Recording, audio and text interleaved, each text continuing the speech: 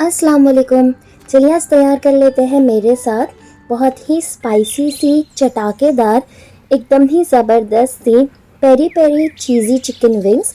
देखते हैं इसकी डिटेल रेसिपी कैसे बनाना है। बिस्मिल्लाहिर्रहमानिर्रहीम के साथ वीडियो स्टार्ट करती हूँ।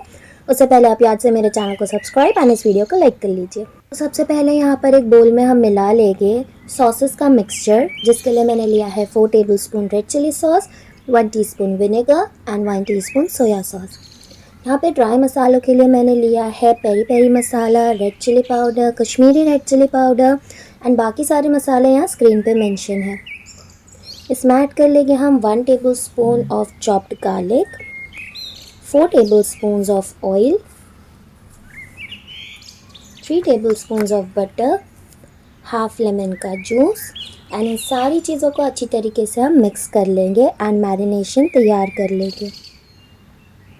यहाँ पे मैंने 1 kg चिकन विंग्स लिया है, जिसे अच्छी तरीके से वॉश कर लेंगे एंड इसे हम मिक्स कर लेंगे हमारे मिक्सचर में।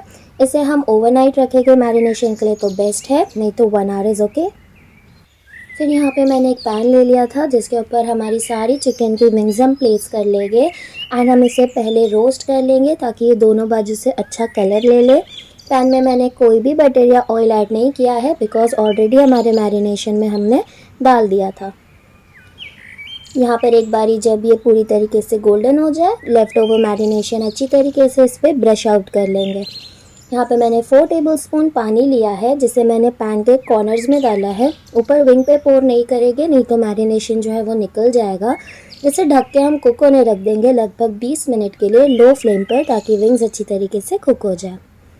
एक बारी जब सारी विंग्स कुक हो जाए, ऊपर से खूब सारा चीज़ ऐड कर लेंगे, थोड़ा सा ऑरिगेनो स्प्रिंकल कर लेंगे एंड तैयार हो गया था हमारा बहुत ही सिंपल सा पेरी पेरी चीज़ी चिकन विंग्स।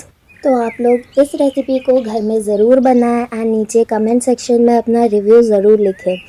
अगर आपको ये वीडियो अच्छी लगी हो तो इस रेसिपी को खूब सारा लाइक कीजिए एंड खूब सारा शेयर कीजिए।